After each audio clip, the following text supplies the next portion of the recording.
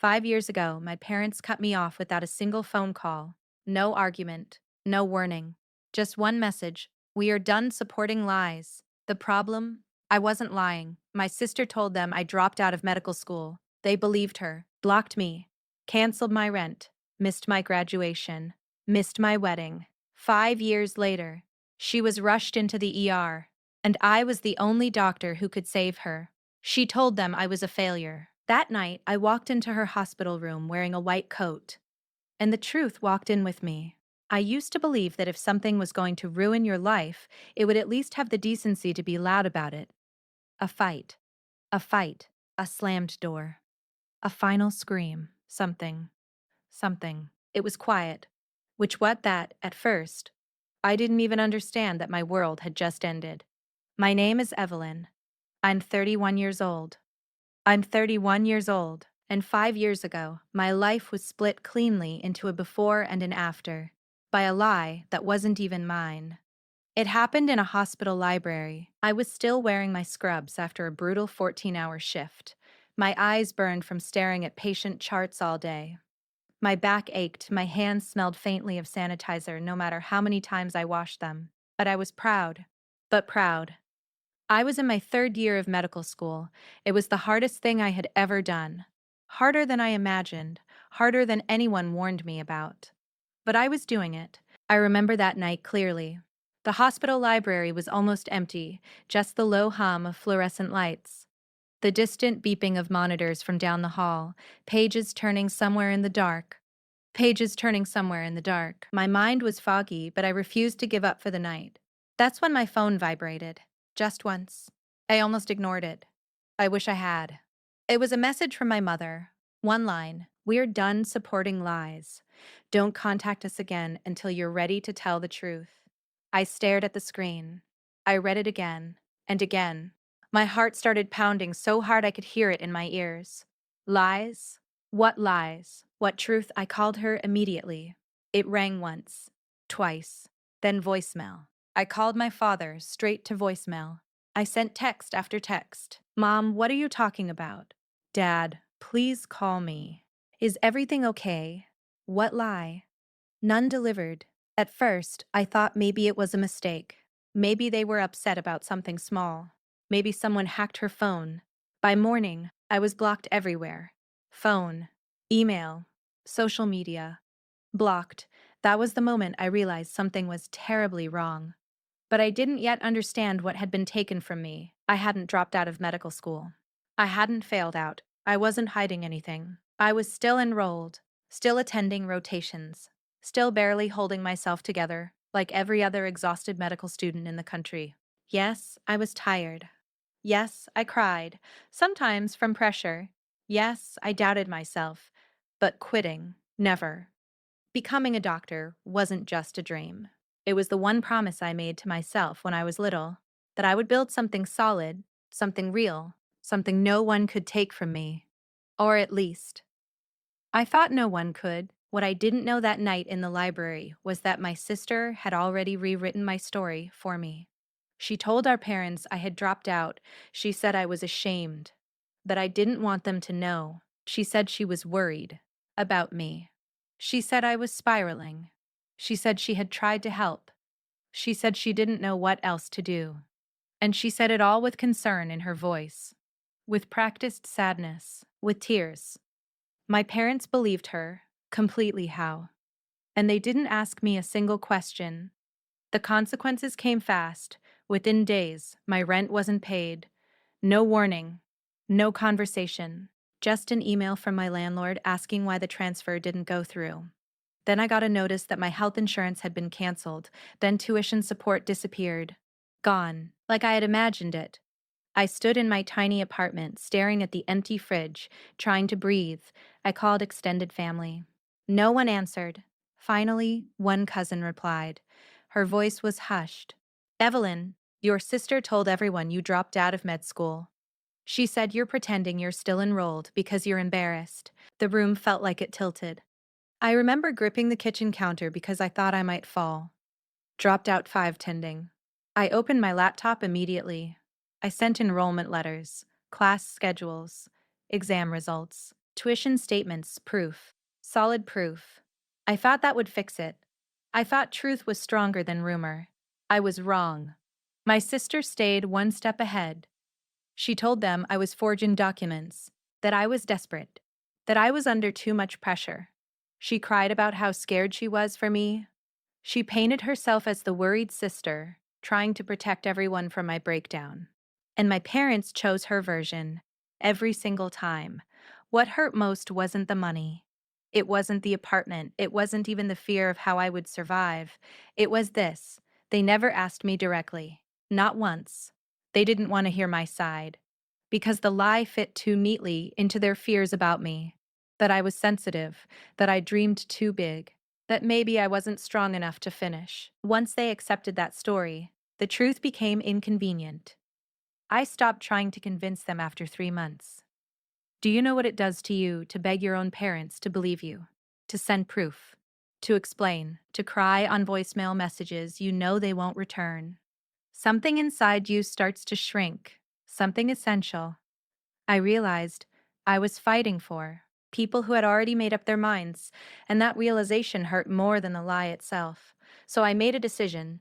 If they believed I quit, then I would become a doctor anyway. Not to prove them wrong, not at first, but because quitting would have made the lie real, and I refused to let my entire future be decided by someone else's cruelty. The next year was the hardest of my life. I worked extra shifts wherever I could. I tutored first-year students. I picked up night hospital assistant work. I skipped meals. I learned how to stretch $20 across a week. There were nights I slept on friends' couches, the gospel pans. Sometimes I stayed in empty hospital call rooms longer than I was supposed to.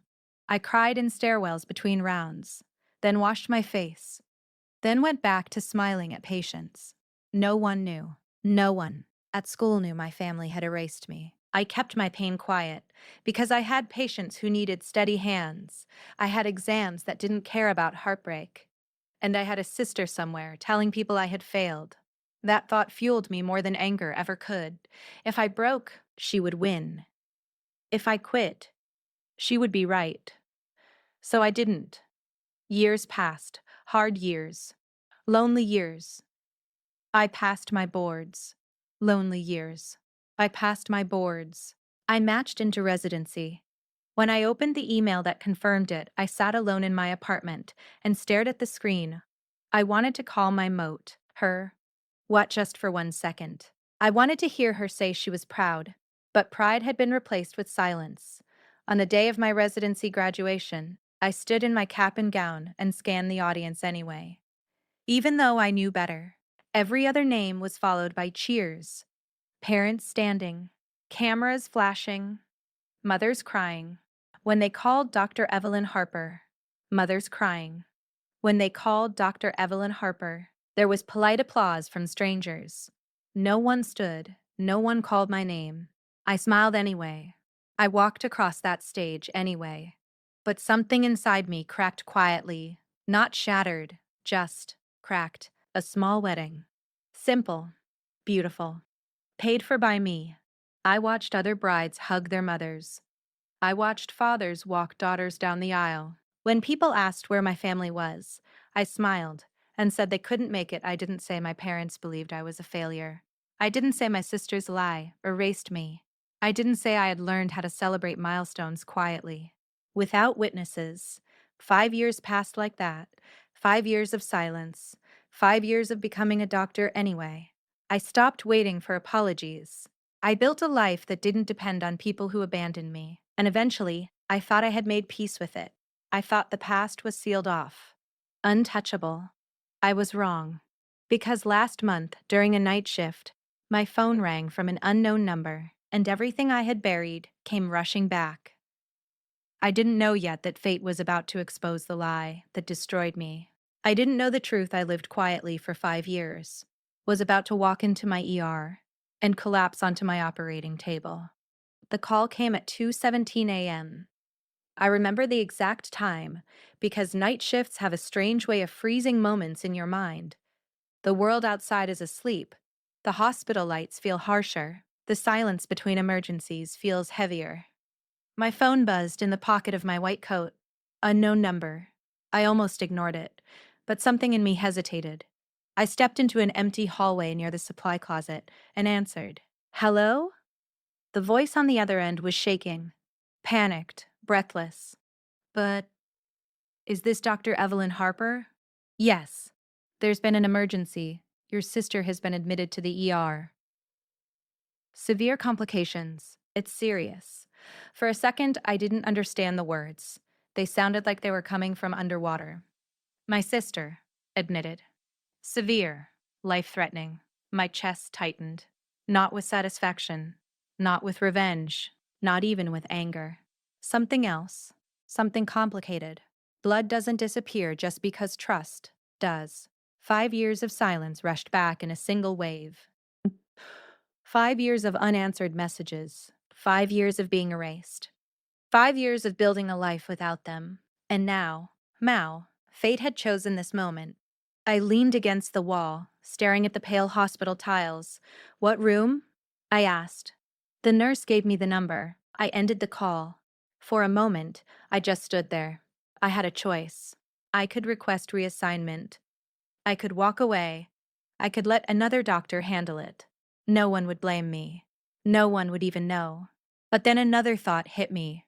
If I walked away, if I hesitated, if I let personal history affect my duty, then I would become exactly what they believed about me: weak, unstable, unable to handle pressure. So I did what I had trained myself to do for years. I compartmentalized. I straightened my coat, I washed my hands, I steadied my breath, and I walked toward room 312. The ER was chaos that night. Stretchers lining the walls, monitors beeping in uneven rhythm, nurses moving quickly, voices overlapping. The charge nurse spotted me. "Harper. Severe internal complications. Unstable vitals. We're still running labs." She handed me the chart without looking up, and then she said the name. My sister's name. It echoed louder than the alarms. For half a second, everything inside me went still. 5 years of pain pressed against my ribs. 5 years of being called a liar. 5 years of silence. And here I was, standing outside her curtain. As her doctor, I didn't hesitate. I didn't ask to switch. I pushed the curtain open. She looked smaller than I remembered. Pale. Shaking. Fear written across her face in a way I had never seen before. Machines surrounded her, tracking a body in trouble, tracking a life that suddenly didn't feel in control anymore. And then I saw them. My parents, standing off to the side. Older, more tired. Like 5 years had weighed heavily on them, too. My mother's hand was gripping my father's arm so tightly her knuckles were white. They were staring at the floor until they heard my voice. "Vitals?" The nurse began listing numbers, and my mother looked up. At first, she didn't register it. She saw a doctor, a white coat, authority. Then her eyes focused. Recognition settled in, slowly. Her mouth parted slightly. Her fingers tightened around my father's arm so hard that later I would notice faint marks where she held on too tight. My father followed her gaze, and his face drained of color. For a few seconds, no one spoke. My sister turned her head weakly toward me. She looked confused, then her eyes widened, like she was seeing a ghost.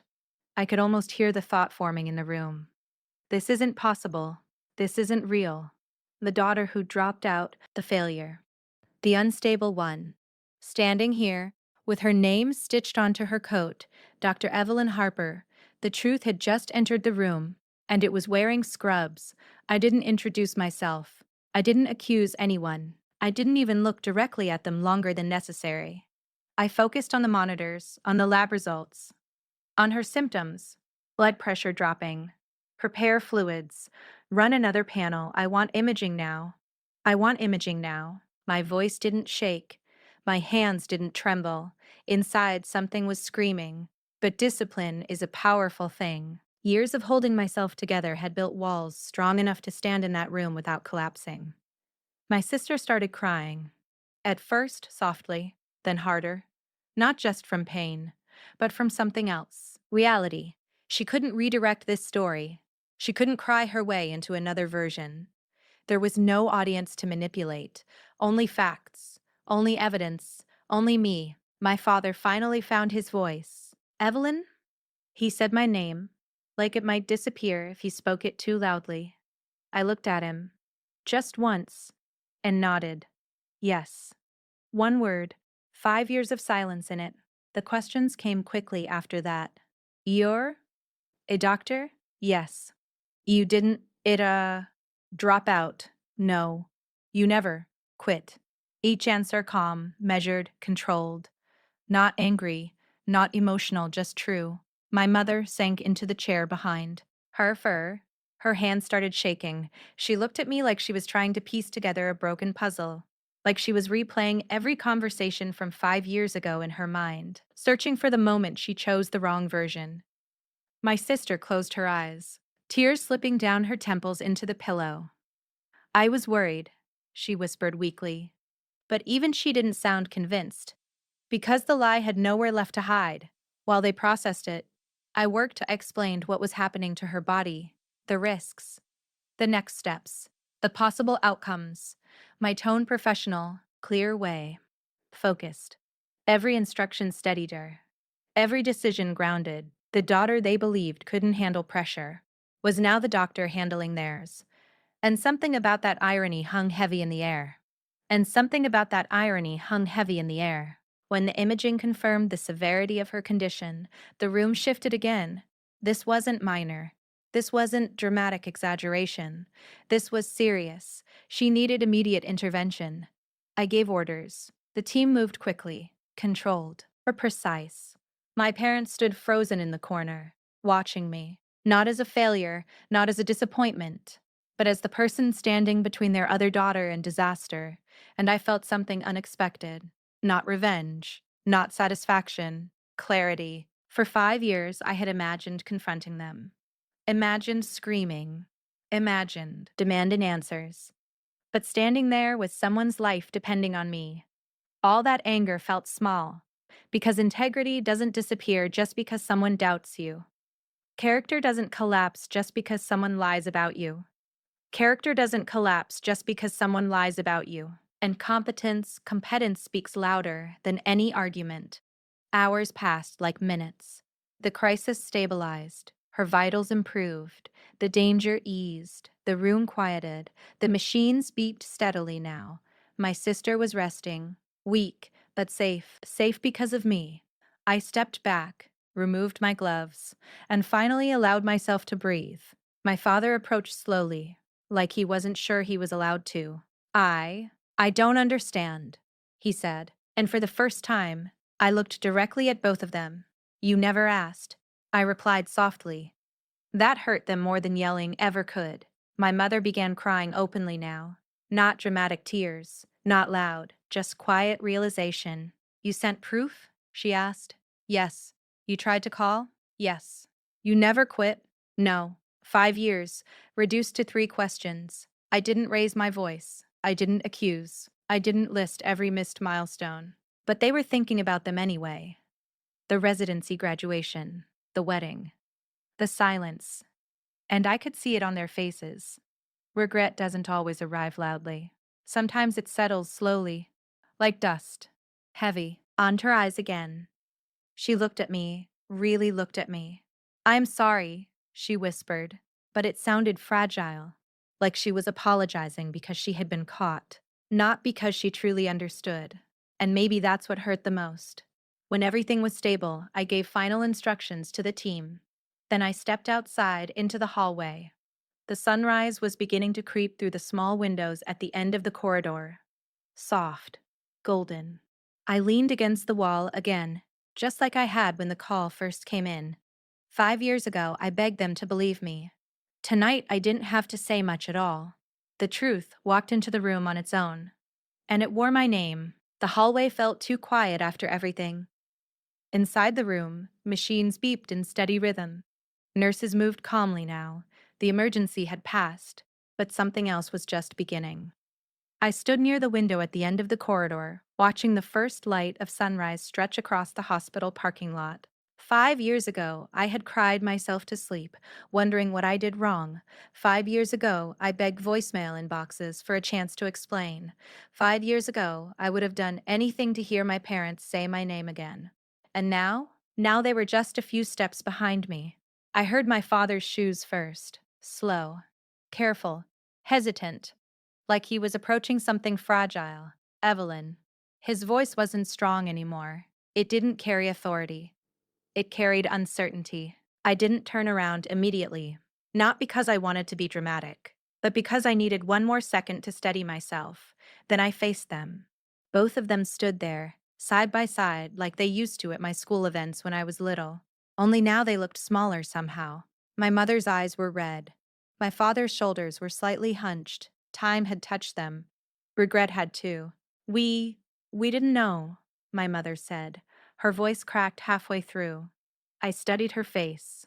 The same face that used to kiss my forehead before exams. The same eyes that once told me I could do anything. 5 years ago, those eyes chose not to see me. You didn't ask, I said gently. Not angry, not cold. Just honest.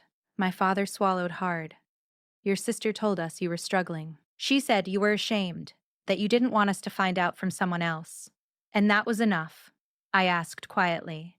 He didn't answer, because it was. It had been enough, enough to cut me off, enough to cancel rent, enough to block me everywhere, enough to erase me. My mother stepped forward slightly. We thought we were protecting you, giving you space. We thought if we pushed you, it would make things worse. I let that sit in the air. By abandoning me, did it ever occur to you, I asked softly, to call me? Silence. The kind of silence that forces truth to surface. My father looked down at the floor. Your sister sounded so certain, he admitted. She cried. She said she was scared for you. And I didn't? The question landed heavier than I expected, because I remembered the fear, the panic, the loneliness. I had cried too, just not to them, because they never picked up. My mother covered her mouth with her hand. I didn't think you would lie to us, she whispered. Then why didn't you think she would? That one hurt. I saw it in their faces. Parents don't like admitting they trusted one child blindly over another. But they had, and we all knew it. The air between us felt thick, heavy with things unsaid. 5 years can build a mountain of silence. And mountains don't disappear in a single sunrise. My father cleared his throat. When we stopped hearing from you, we thought that confirmed it. I almost laughed, not because it was funny, but because it was tragic. But because it was tragic, you blocked me, I said. I didn't know that, my mother replied quickly, eyes widening. I stared at her. You didn't know. She shook her head slowly. I thought you stopped responding. A slow realization spread across her face. A lie hadn't just separated us. It had been layered, built carefully, strategically. My sister hadn't just told one story. She had maintained it, protected it, fed it, and my parents had never questioned it deeply enough to see the cracks. I felt tired suddenly, not physically, emotionally. Explaining the past felt like reopening a wound that had barely scarred over. You missed my residency graduation, I said quietly. My mother flinched. You missed my wedding. Tears slid down her cheeks. I stood alone on days that were supposed to matter, I continued. And not once in 5 years did either of you show up at the hospital to check if I was actually still here. There it was. The simplest proof. If they had walked into this building once, they would have seen my name, my badge, my existence. But they never came, because they believed I had nothing to show. My father's voice trembled. We thought you needed distance. I needed parents. The words slipped out before I could soften them.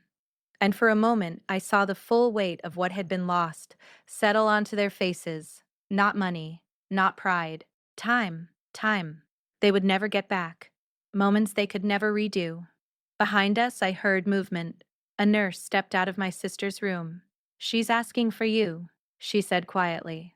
All three of us turned. My sister, the center of it all, still lying in that hospital bed, still fragile, still breathing because of me. I hesitated, then nodded. I'll go.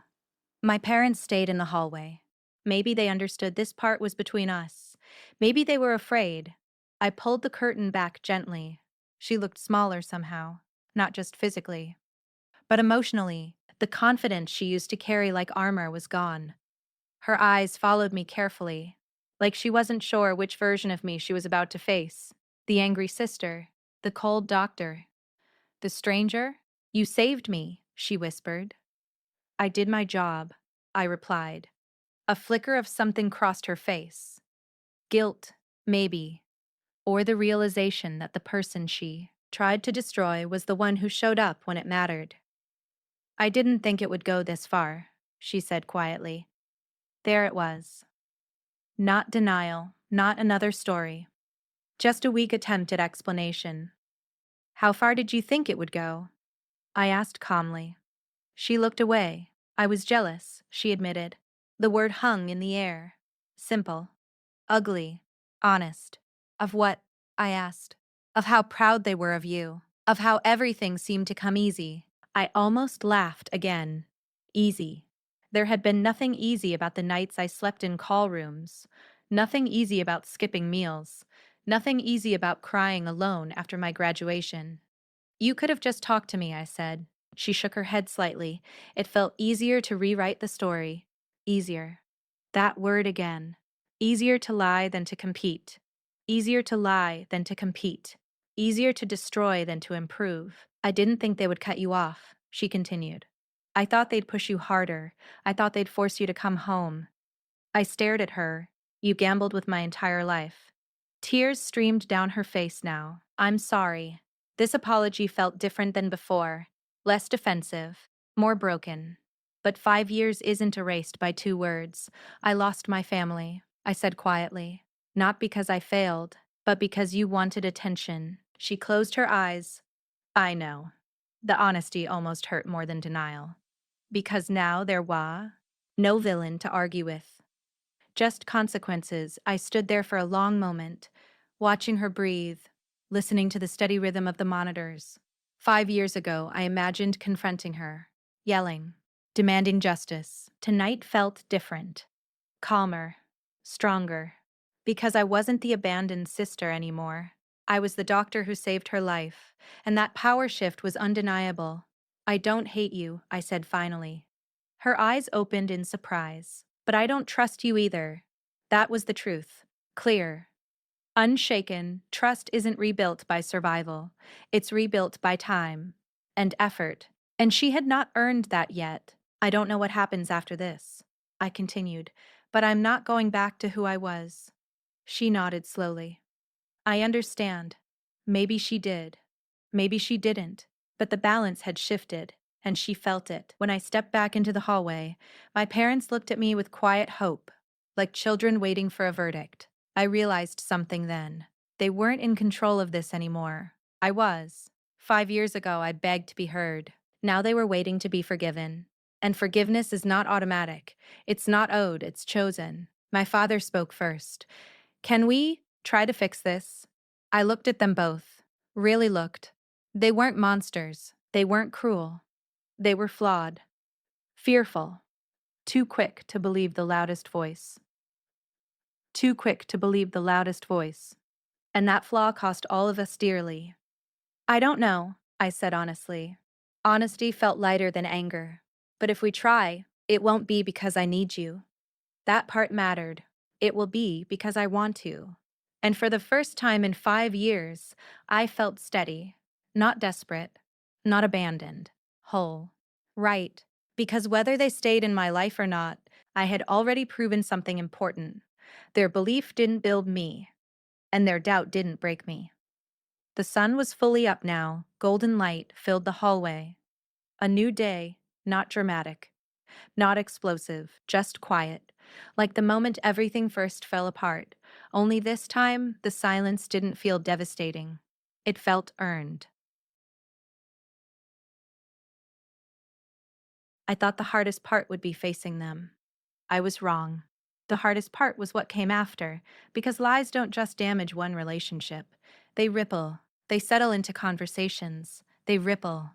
They become stories repeated at dinners, holidays, phone calls.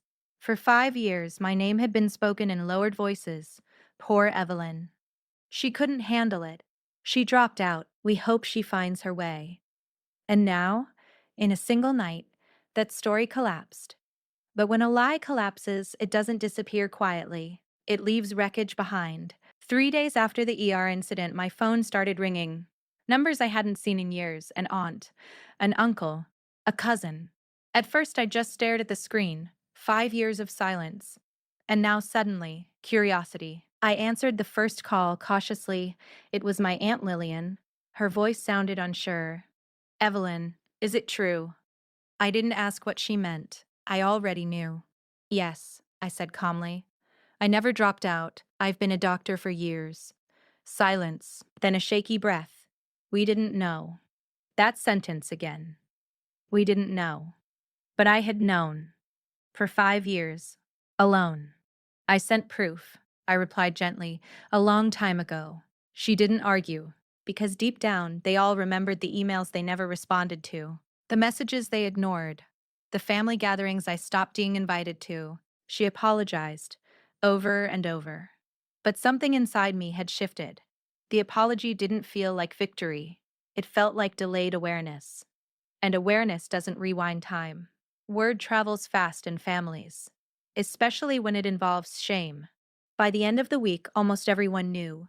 The truth had come out in the hospital waiting room. My parents had told them, not proudly, not defensively. But because there was no way to hide it anymore, I had been standing there in my white coat, my name visible, my authority undeniable. The lie had met reality, and reality won. One evening, my father asked if he could come by my apartment, alone. I agreed. When he arrived, he looked different. Less defensive, more reflective. He stood in my living room quietly, taking in the framed diploma on the wall, the residency certificate, the photos from my wedding. He walked closer to one of the frames. You did all this, he said softly. Yes. Without you, I almost added. But I didn't, because he could see that part on his own. I should have checked, he admitted. That was the first time he said it that clearly. No excuses. No, we thought. Just ownership. I should have come to the school. I should have called your dean. I should have walked into a hospital and looked for your name. Yes, I said. The simplicity of it seemed to hit him harder than anger would have. He sat down slowly. I trusted the wrong voice. I studied him carefully. Parents don't like admitting favoritism. But that's what it had been. Trusting one daughter without question, doubting the other without proof. She cried, he continued quietly. She seemed scared. So was I. He closed his eyes briefly. I know. And maybe for the first time, he actually did. A few days later, my mother asked to see me too. She didn't come empty-handed. She brought a small box. When she placed it on the table, her hands trembled. Inside were 5 birthday cards, 5 Christmas cards, 5 letters, unopened, all addressed to me. I wrote them every year, she said through tears. But I didn't know how to send them. I didn't know if you'd even read them. I looked at the stack. 5 years of hesitation, 5 years of pride, 5 years of choosing silence over confrontation. Why didn't you just call? I asked again, softer this time. She broke down completely. I was afraid you'd confirm it. There it was. Fear. Not certainty. Not proof. Fear. They had believed the lie because it felt safer than risking disappointment, safer than challenging the story already told, safer than discovering they had been wrong. But safety comes at a cost, and the cost was me. Meanwhile, my sister was recovering. Physically, she improved quickly. Emotionally, she withdrew. The family dynamic had shifted. For years, she had been the concerned one, the reliable narrator, the protector. Now she was the reason everything fractured. I didn't attack her. I didn't expose her publicly. I didn't need to. Truth has a quiet way of rearranging respect. Relatives who once comforted her now questioned her. Cousins who defended her now avoided eye contact. She wasn't hated her now, avoided eye contact. She wasn't unquestioned anymore either. And that change alone was heavy. One Sunday, the entire family gathered at my parents' house. The first time in 5 years I had been invited. I debated going. Part of me wanted to stay home. Avoid the stares, avoid the apologies, avoid reopening wounds. But another part of me wanted to walk in confidently, not for revenge, but for closure. So I went. When I stepped through the door, conversation stopped. Not dramatically, just enough to be noticeable. My aunt approached first, then my uncle, then cousins. Apologies came in waves. Some apologies came in waves. Sincere, some awkward, some clearly driven by guilt. I should have reached out. I'm so proud of you. We are sorry. The words blended together. But something was different this time. I wasn't seeking validation. I wasn't desperate for acceptance. I stood steady, because I knew who I was without them. That's what 5 years alone had taught me. At one point, I found myself alone in the kitchen with my sister. No audience, no parents nearby, just us. She leaned against the counter, arms folded loosely. I never thought you'd come today, she admitted. I almost didn't. Silence stretched between us. I've high apologized, she said carefully. Yes. I don't know how to fix this. You don't, I replied honestly. Her eyes flickered. Then what happens now? That was the real question. What happens when the lie is exposed? When everyone knows? I thought for a moment. You live with it, I said quietly. She didn't argue. Because she understood, consequences aren't always loud. Sometimes they're permanent shifts, loss of trust, loss of automatic belief, loss of being the hero in the story. And that loss is heavy. Later that evening, my father stood up in front of everyone. He cleared his throat. The room fell silent. I owe my daughter an apology, he said firmly. Not vague, specific thirst. We were wrong. The simplicity of that sentence filled the room. We believed something without checking, and it cost us 5 years with someone who never stopped working hard. My mother nodded beside him. Tears in her eyes again. I am proud of you, she said to me. The words I had once begged to hear, and strangely, they didn't hit the way I thought they would, because pride feels different when it comes late. I smiled softly. Thank you, no bitterness. But no desperation either, just acceptance. That night, driving home, I realized something important. Justice doesn't always look like revenge. It doesn't always come with shouting or humiliation. Sometimes justice is simply the truth standing on its own. Unshaken, visible, undeniable. My sister wasn't ruined. Undeniable. My sister wasn't ruined. My parents weren't destroyed, but the balance had shifted. The narrative had corrected itself, and for the first time in 5 years, my name was no longer followed by whispers. It was followed by respect.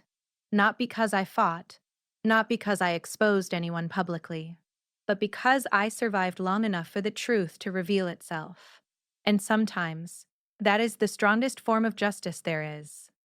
People think forgiveness is a moment, a hug, a tearful apology, a dramatic reunion. It's not. Forgiveness is a decision, and decisions are rarely dramatic. They're quiet, heavy, and permanent. A week after the family gathering, my mother invited me to dinner. Just us, she said softly over the phone. No one else. I knew what it was. Not celebration, not repair, evaluation. They were waiting to see what I would do next. Would I slide back into the role of daughter without question? Would I pretend the 5 years were just a misunderstanding? Would I smooth everything over so the family could feel comfortable again? 5 years ago, I would have. I would have rushed to restore peace. I would have accepted half apologies. I would have minimized my pain so everyone else could relax. But 5 years changes you. Struggle changes you. Silence builds strength in strange ways. So I went to dinner. But I didn't go as the girl who begged to be believed. I went as the woman who didn't need validation anymore. Their house felt smaller than I remembered. Or maybe I had just grown. My father opened the door. He looked almost nervous. That used to be my role. Come in, he said gently. Dinner was simple, quiet, too careful. Like everyone was afraid to say the wrong thing and undo progress. Halfway through the meal, my mother put her fork down. We want to make this right, she said. There it was, the sentence they had been building toward. "And how do you think that happens?" I asked calmly. They exchanged a look. "We want you home more," my father said. "Holidays, birthdays, birthdays. We want to be part of your life again. Part of your life again." The words sounded hopeful, but something about them felt incomplete. "You want access," I said softly. They blinked. "Access." Yes, access to my life, my milestones, my successes, my successes. My mother's eyes filled slightly. "That's what parents want." I nodded.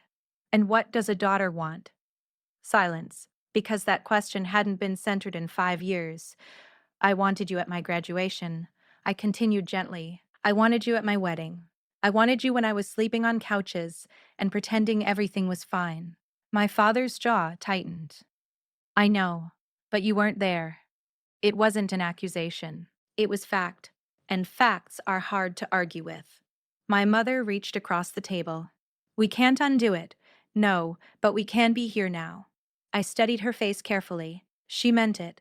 Both of them did. They were remorseful. They were trying. And 5 years ago, that would have been enough. But I had learned something important. Reconciliation without boundaries isn't healing. It's repetition. "You can be here now," I said slowly, "but it won't look the same." They waited. "For 5 years, I built a life without you. I made decisions alone. I created traditions. I found stability on my own." My father nodded slightly.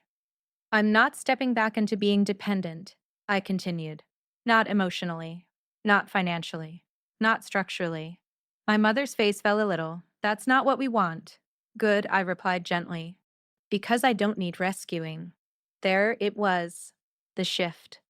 They had always seen me as the fragile one, the emotional one, the dreamer who might fall apart, but I hadn't fallen apart. I had adapted. "I'm willing to rebuild," I said, but slowly, and on equal ground. My father looked confused. "Equal ground?" "Yes. I'm not the child begging for approval anymore. I'm an adult choosing connection." That sentence changed the room, because it wasn't about punishment. It wasn't about pride. It was about balance. A few days later, my sister asked to meet me alone. We chose a quiet coffee shop, neutral ground. When she walked in, she looked unsure, less confident than she used to. She sat across from me, hands wrapped around her cup like she needed something to hold on to. "I know I destroyed things," she said quietly. I didn't interrupt it. "I keep thinking about that night in the ER," she continued. "About how you didn't hesitate." "I didn't night. Why?" The question was simple, but layered. "Because my integrity isn't connected to your behavior," I replied calmly. She looked down. "I thought if I messed you up enough, I'd finally feel secure." "And do you?" She shook her head slowly. "No." More real than her earlier apologies. "I don't know how to fix what I did," she said. "You don't fix it," I answered. "You accept it." She looked confused. "You accept that trust takes time, that people won't believe you automatically anymore, that relationships change." Her voice cracked slightly. "Do you hate me?" That question lingered between us. 5 years ago, maybe I would have said yes. But now? "No," I said honestly. "But I don't trust you." The words were steady, clear, unapologetic. She swallowed hard. "I'll earn it back." I didn't promise anything. Because promises are cheap. Consistency is not. Weeks passed. Small changes began. My parents started calling, not every day, not constantly, just steady, asking about my schedule, listening when I talked, really listening, not correcting, not advising, listening, listening, not correcting, not advising. It felt unfamiliar, but not unwelcome. At a hospital fundraiser event, my father showed up quietly. He stood in the back, didn't demand attention, didn't introduce himself loudly as my father. He simply watched. And when the event ended, he hugged me gently. "I'm proud of you. I'm proud of you," he said again. This time it felt different. Not because I needed it, but because he said it without claiming ownership of my success. He wasn't saying, "Look what we created." He was saying, "Look what you did." That distinction mattered. My sister started therapy. That wasn't something she announced publicly. But she told me privately, "I need to understand why I did this." She admitted, "That was a start."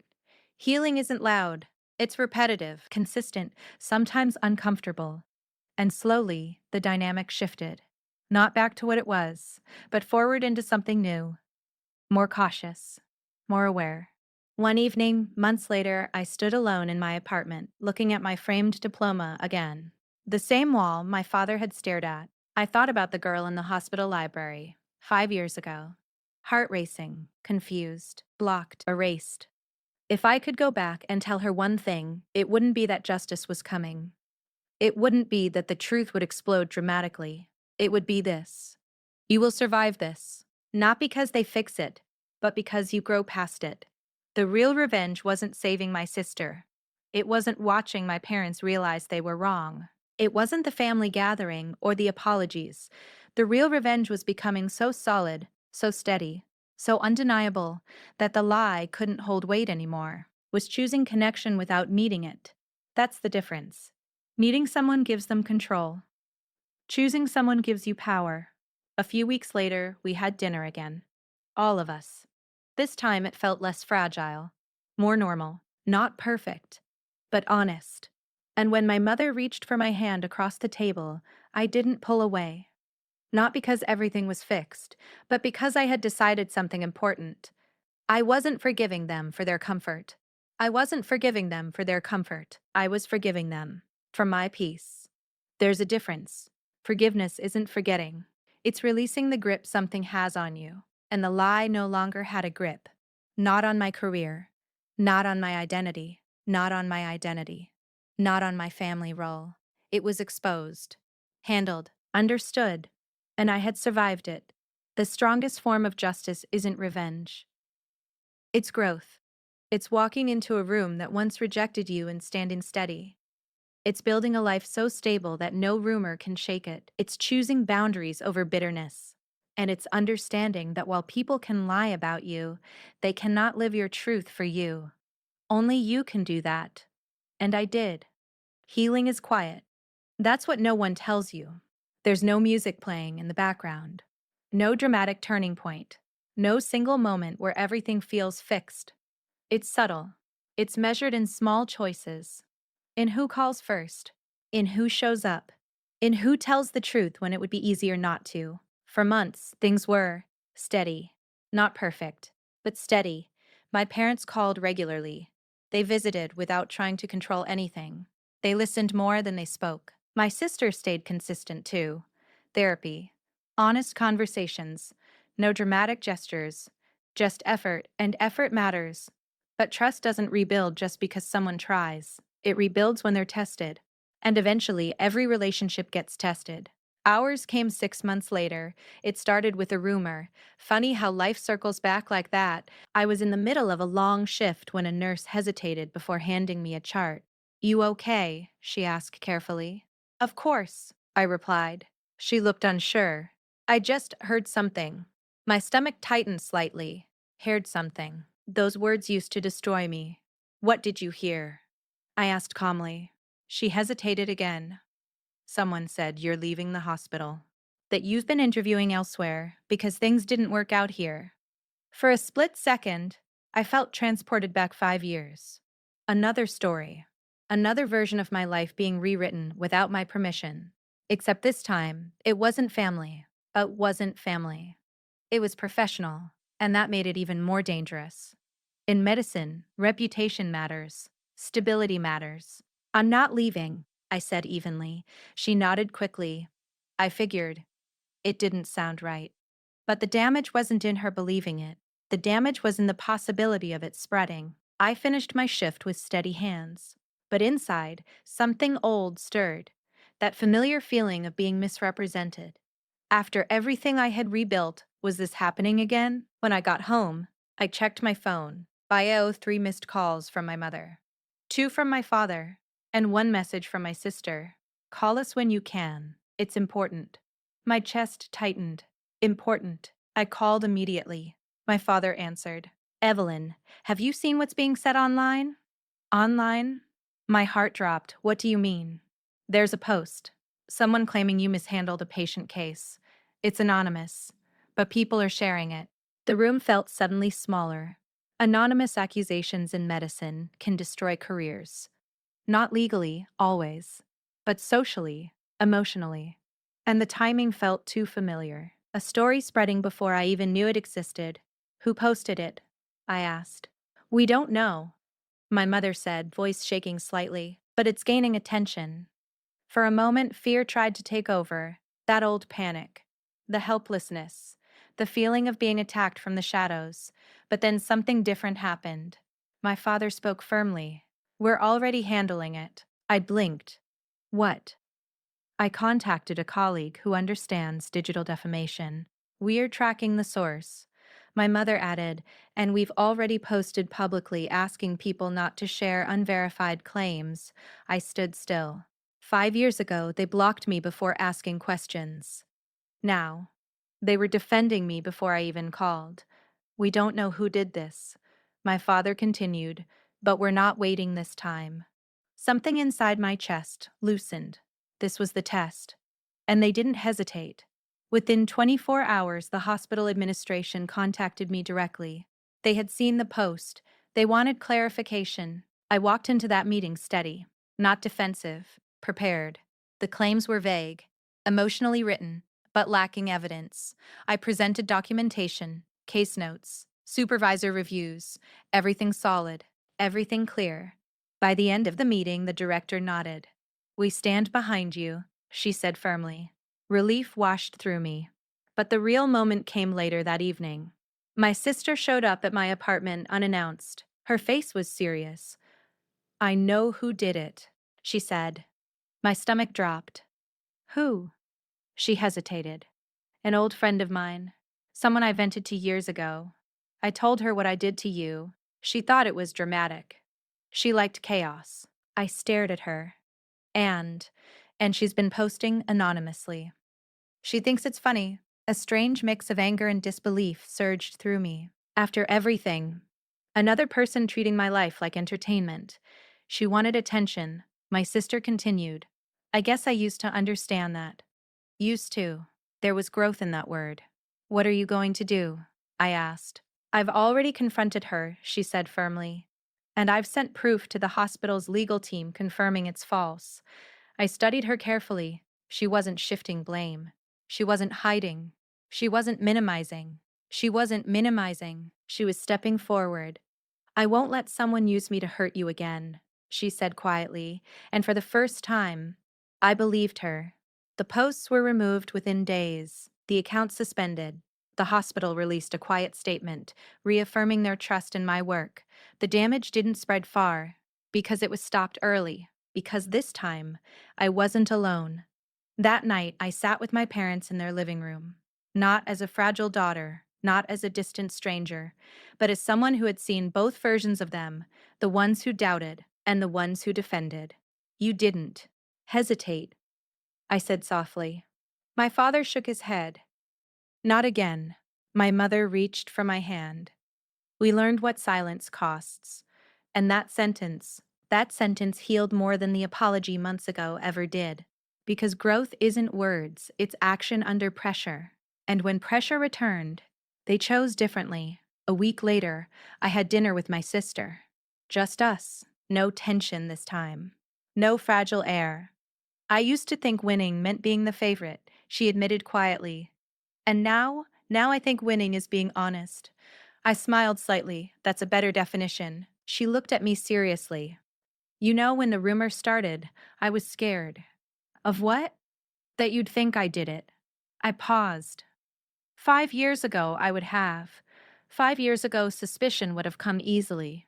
But now, no, I said calmly. I didn't think that. Her eyes softened. Why?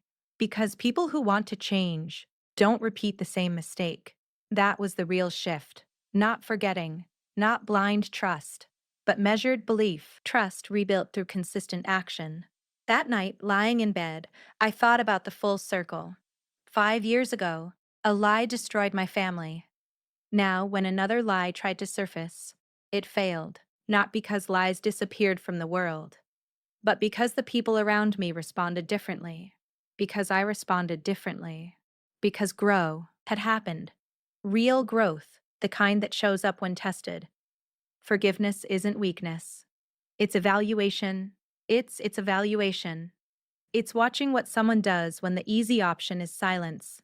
It's noticing whether they defend you publicly the way they once doubted you privately. And when my parents stood up immediately, when my sister stepped forward without being cornered, they passed the test. Not perfectly, but genuinely, and that's enough. The truth is, life doesn't promise that betrayal won't happen again. It doesn't promise rumors won't start. It doesn't promise people won't misunderstand you. But it does give you something stronger over time: clarity, boundaries, confidence. 5 years ago, I begged to be believed. Now, I don't beg. I present truth calmly and let it stand, because I've learned something powerful. If your foundation is solid, a lie might shake the surface, but it can't collapse the structure. And my structure? It's stronger than ever. People think the story ends when the truth comes out. It doesn't. Truth isn't an ending, it's a foundation, and what you build after that, that's the real story. A year passed after the second rumor faded. Life settled into something steady. Not dramatic, not fragile, just real. My parents became consistent. Not overwhelming, not intrusive, just present. They showed up to small things: a hospital award ceremony, a charity event, even a random Sunday brunch where nothing important happened at all. And strangely, those small things meant more than grand apologies ever could. Because presence is louder than regret. My sister changed too, not magically, but visibly. She stopped competing, stopped measuring her worth against mine. She started talking about her own goals, her own therapy progress, her own growth, her own growth. For the first time, we weren't rivals. We were just two women learning from the same mistake, and that felt different. But the real shift, it happened in the quietest way possible. One afternoon, I was mentoring a young medical student. Her name was Alina.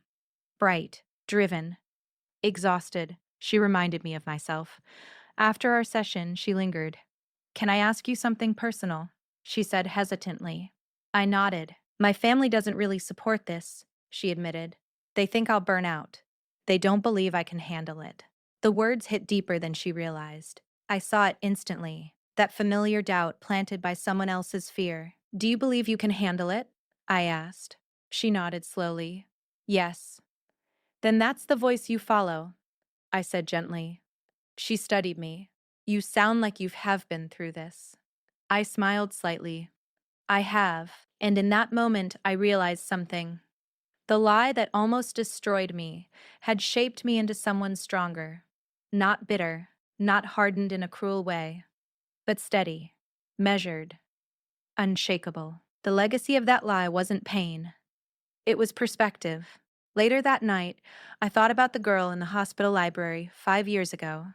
The one staring at her phone, heart pounding, confused, blocked, a toes. If I could stand beside her now, I wouldn't warn her. I wouldn't try to stop what was coming, because pain shaped her into me. And I like who I am now. Not because I survived betrayal, but because I learned how to stand alone without collapsing. There's a difference. Standing alone doesn't mean you want to be alone. It means you can be alone. It means you can be alone. Without fear, connection becomes a choice, not a dependency. That's power. A few months later, my parents invited me to speak at a community event. They introduced me as their daughter. But this time, there was no hesitation, no careful tone, no fragile pride, just honesty. "This is our daughter, Dr. Evelyn Harper," my father said clearly. And when the applause came, I didn't look at them to see if they were proud. I didn't scan their faces for approval. I stood steady, because pride is nice. But it's no longer oxygen. I can breathe without it. That's what the last 5 years taught me. After the event, my mother pulled me aside. "You know," she said softly, "I used to think parenting meant protecting you from failure." I listened. But now I understand something. Protecting you from failure made me blind to your strength. That sentence stayed with me because that was the core of it. They weren't cruel. They were afraid. Afraid they'd be disappointed. Afraid they'd have to confront their own doubts. Fear makes people choose comfort over truth. And 5 years ago, comfort was easier than asking questions, but growth demands discomfort. And eventually, they chose that too. My sister and I had our own quiet moment one evening. We were walking through a park. No heavy conversation, just air between us. I used to think if I wasn't the best, I was nothing, she admitted. That's a heavy way to live, I replied. She nodded. I'm learning something different now. What's that? That there's room for both of us. I smiled. There always was. She looked at me seriously. I know. That acknowledgement mattered. Not because it erased the past, but because it ensured we weren't repeating it. Jealousy thrives in silence. Growth thrives in awareness. And she was finally aware. 1 year later, on the anniversary of that night in the ER, I stood in the same hospital corridor. Same lighting. Same pale walls. But everything felt different. I wasn't carrying anger anymore. Not heavy anger. Not sharp anger. Just memory. And memory doesn't control me. It informs me there's a difference. I paused outside room 312, not because I needed closure, but because I wanted to mark the moment. 5 years of silence led to one night of truth, and that night led to something stronger than revenge. It led to clarity. The strongest form of justice isn't destroying someone, it's refusing to let their lie define you. It's succeeding quietly, it's staying steady when chaos tempts you to collapse. It's saving someone who hurt you, not to prove a point, but because your character doesn't depend on theirs. That's power. Later that evening, I received a message from Alina, the student I mentored. I passed. It read, "Thank you for believing in me when I doubted myself." I stared at the message for a long moment. 5 years ago, I wished someone had stood beside me and said, "I believe you." Now, I was that person for someone else. And that's the true legacy. Not revenge. Not humiliation. Not public exposure. Impact when pain turns into guidance. When betrayal turns into boundaries. When silence turns into self-trust. If there's one thing I've learned, it's this. People can lie about you. They can doubt you. They can doubt you. They can doubt you. But they cannot live your truth for you. Only you can do that. And when you commit to it, fully, quietly, relentlessly, the truth has a way of rising without force. 5 years ago, I begged to be heard. Now, I don't chase validation. I let consistency speak. 5 years ago, I thought losing my family would break me. Now I know something different. Losing their support forced me to find my own strength, and strength built in isolation is unshakable. Sometimes I still think about that message in the hospital library. We are done supporting lies. It used to hurt. Now, it almost feels ironic.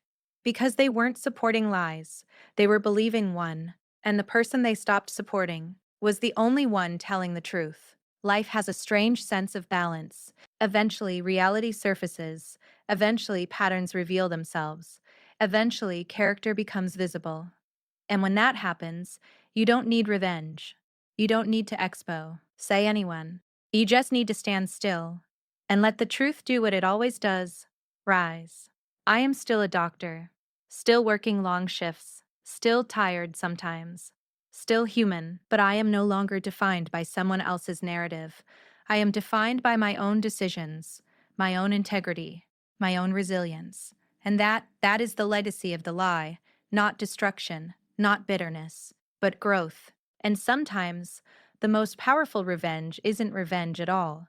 It's becoming so strong that nothing false can ever move you again. People expect dramatic endings. They expect shouting, tears, doors slamming, a final speech that ties everything together. But life rarely ends in fireworks. It ends in quiet decisions, in steady breaths, in mornings where you wake up and realize you're no longer carrying the weight you used to. 2 years passed. Not quickly, not slowly, just naturally, my career moved forward. I was promoted to lead a small team in the ER. New doctors rotated under me, younger nurses looked to me for reassurance in chaotic moments, and every time someone panicked, I noticed something. I didn't, not anymore. There was a calm inside me that hadn't existed before. The kind of calm that only comes from surviving something that should have broken you and didn't. One night, during an especially intense shift, a young intern froze in the middle of a complicated case. Her hands were shaking, her breathing uneven. Everyone in the room felt it. I stepped beside her quietly. "Look at me," I said gently. She did. "You're capable. Stay with me. One step at a time." Her breathing slowed. Her hands steadied. We handled the case smoothly. Afterward, she pulled me aside. "I don't know how you stay so calm," she admitted. I thought about that for a second. 5 years ago, I wasn't calm. 5 years ago, I was begging to be heard. Now I didn't panic when storms hit, because I'd already survived a bigger one. And I answered honestly, because I learned what I can survive. That's what the lie gave me: perspective. When you've lost your family and built yourself back up alone, office politics doesn't scare you. Rumors don't shake you. Pressure doesn't define you. You become anchored. My relationship with my parents found its own rhythm. Not overly sentimental, not pretending the past never happened. Just honest. One evening, my father and I were sitting on the porch at their house. The sky was fading into soft blue. "I think about those 5 years every day," he admitted quietly. I didn't respond immediately. "I keep wondering how I missed it," he continued. "How I didn't see who you were becoming." I looked at him carefully. "You see me now," I said. He nodded. "Yes. And that's enough. Because holding someone hostage to their worst mistake doesn't heal you. It traps you." And I was done being trapped. My mother handled things differently. She tried to make up for lost time. Invitations, calls, small gestures. At first, it felt overwhelming. But eventually, I understood something important. Guilt was her way of loving loudly. So I gently set limits. "I can't come every weekend," I told her once. "I have my own life." She smiled sadly. "I know." And she meant it. The difference between then and now, a fiver. When I set a boundary, it was respected. That's how you know change is real.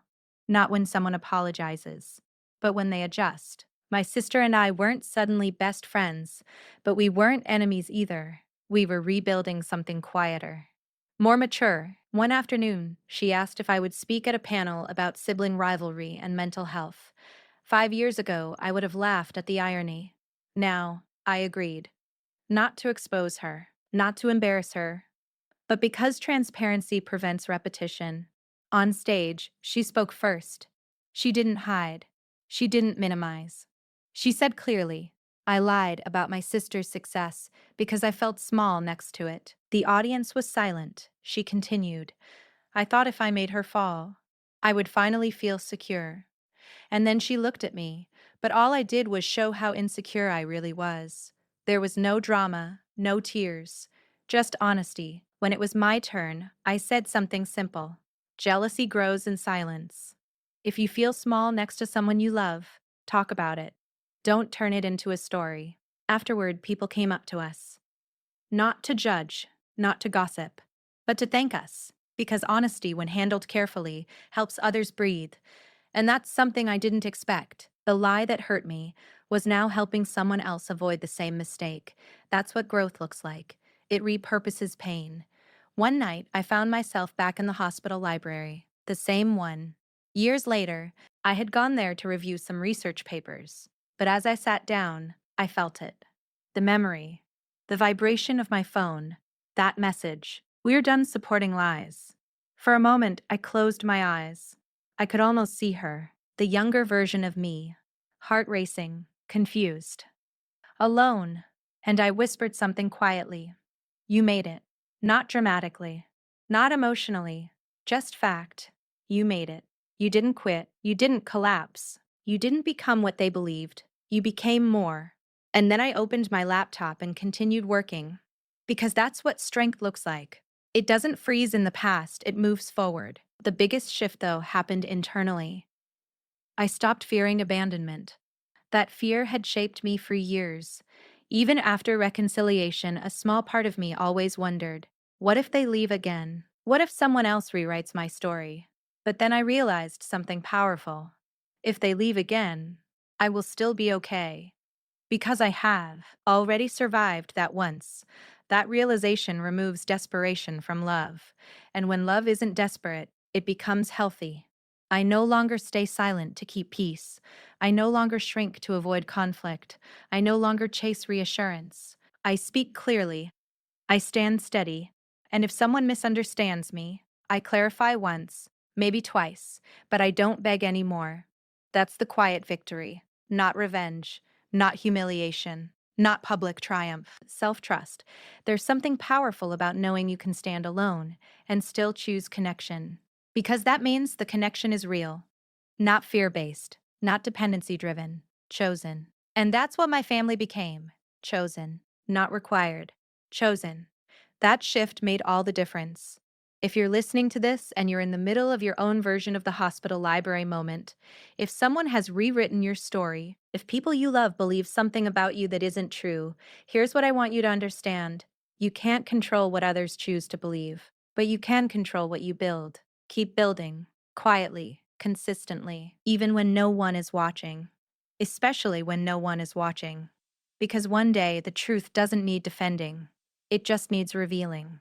And when that day comes, you'll be standing in your own strength, not asking to be believed, but simply existing as proof.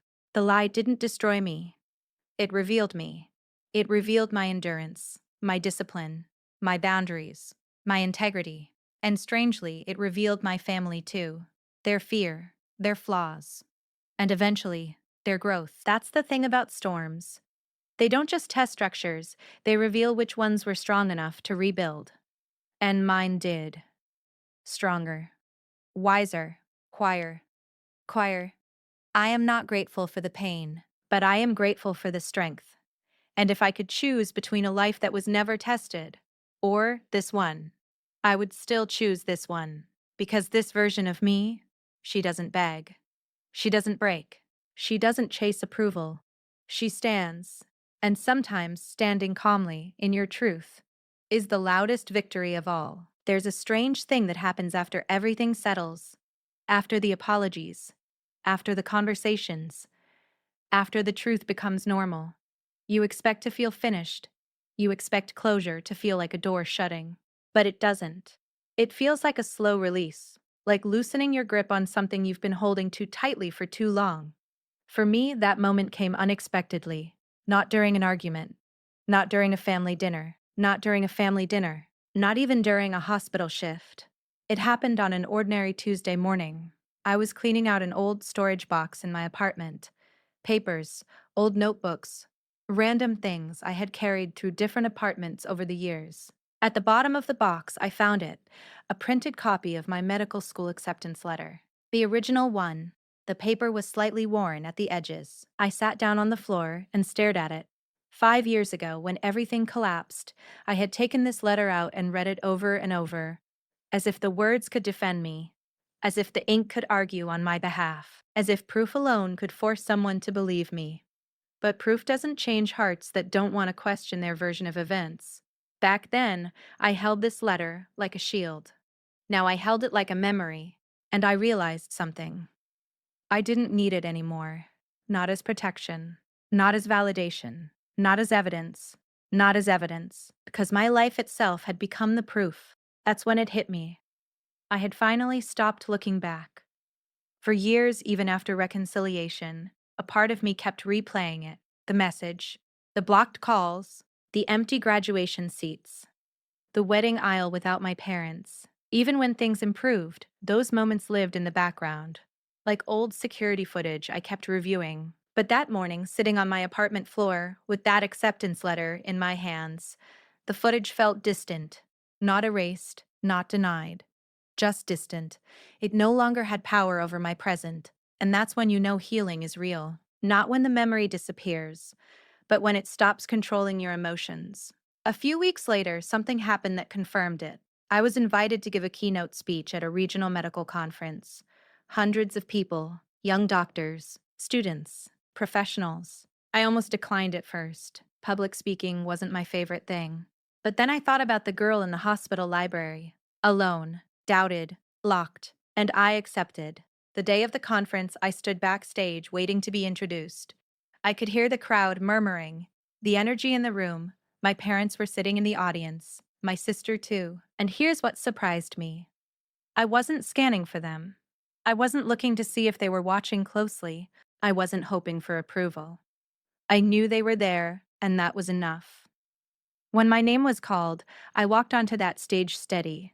No shaking hands, no racing heart, just calm. 5 years ago, I almost let someone else's story define me. The room went quiet.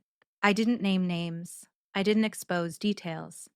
I spoke about resilience, about integrity, about building quietly when no one believes in you. I said something that I wish someone had told me back then.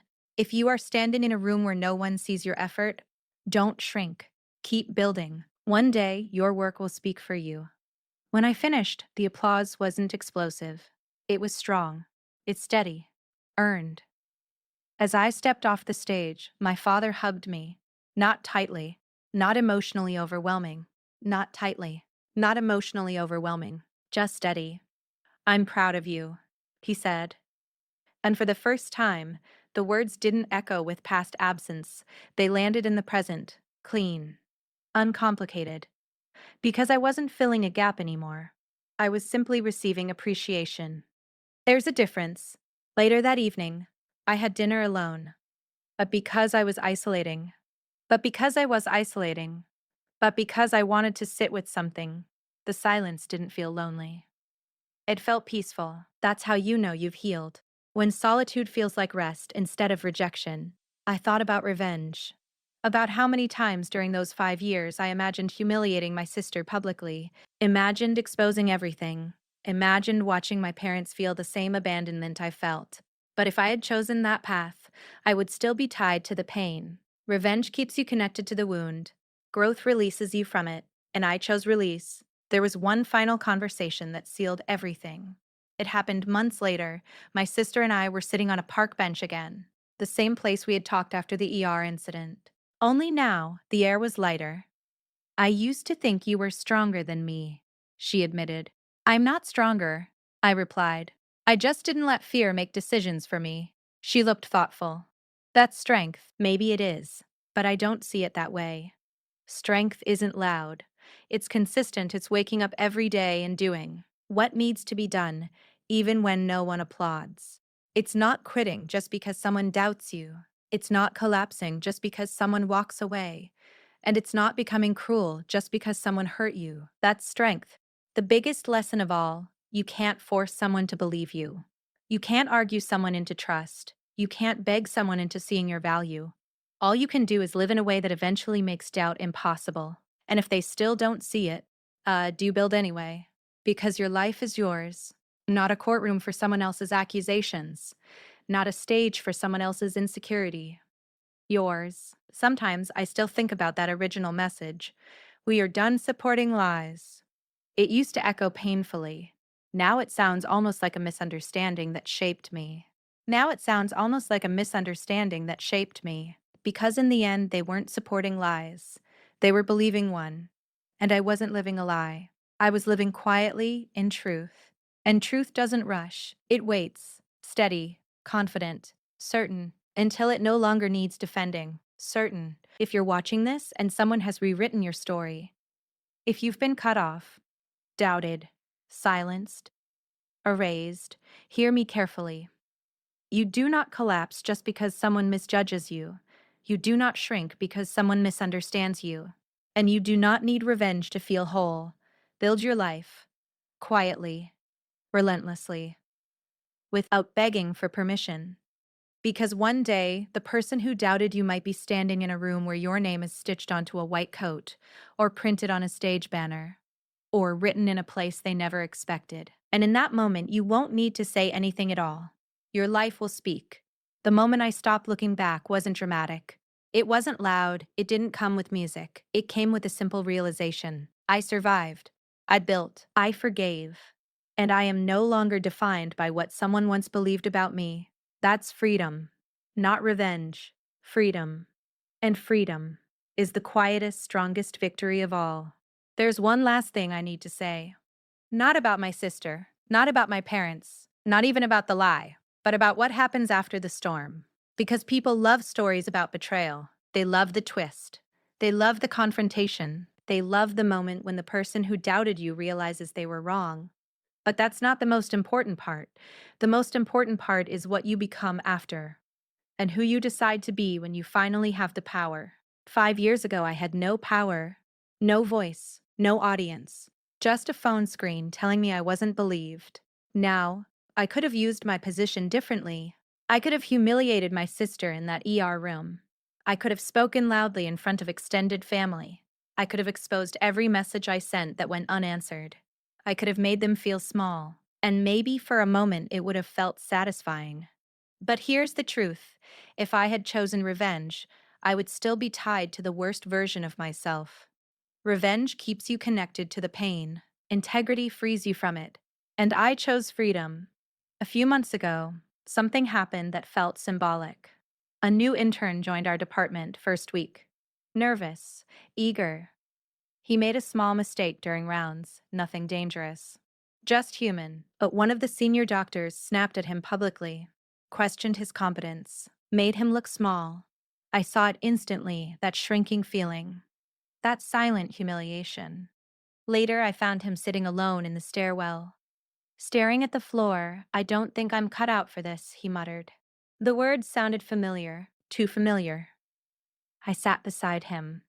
"You made a mistake," I said calmly. "That doesn't mean you are one."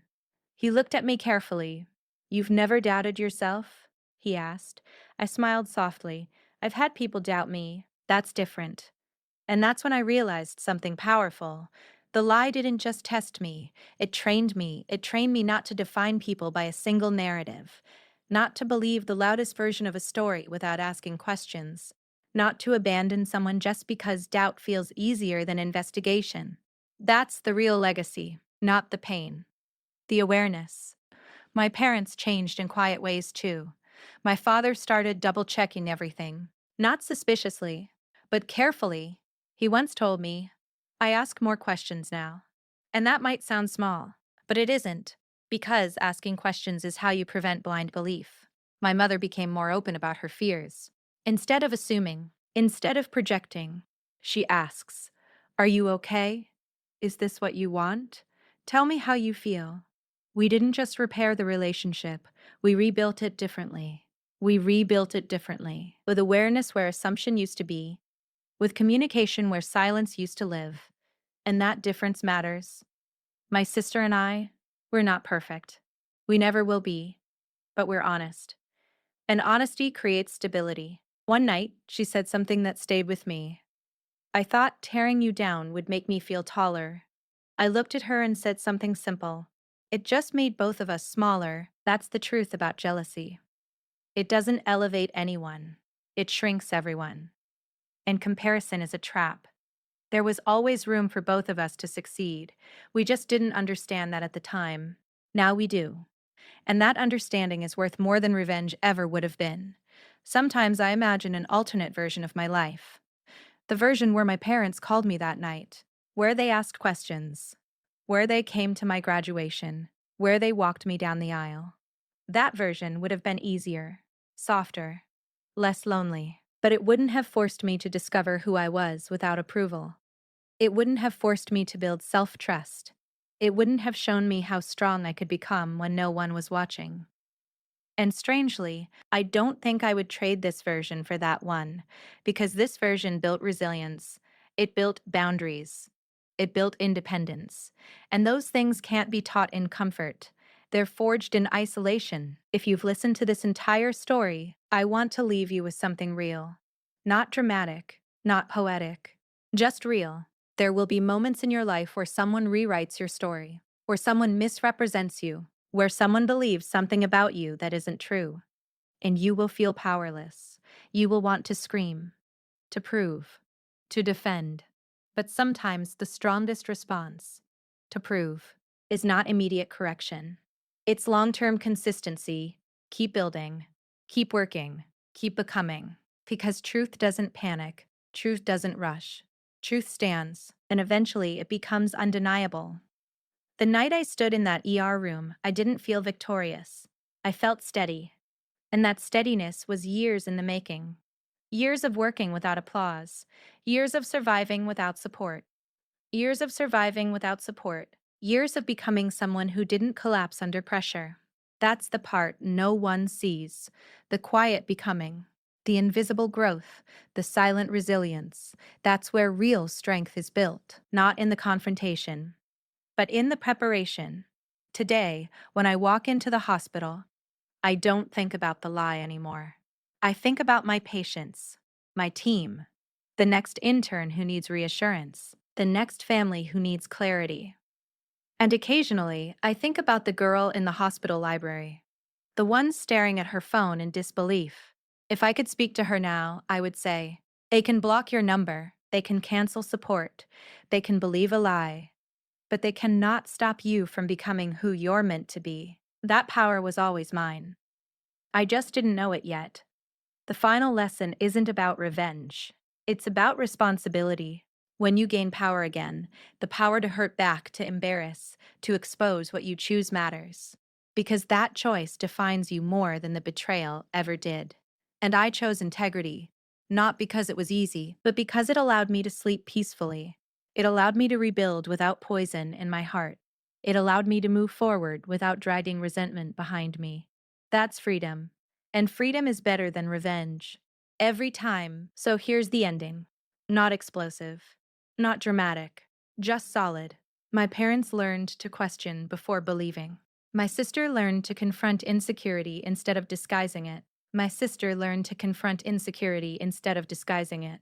And I learned that my worth is not decided by someone else's doubt. The lie didn't win.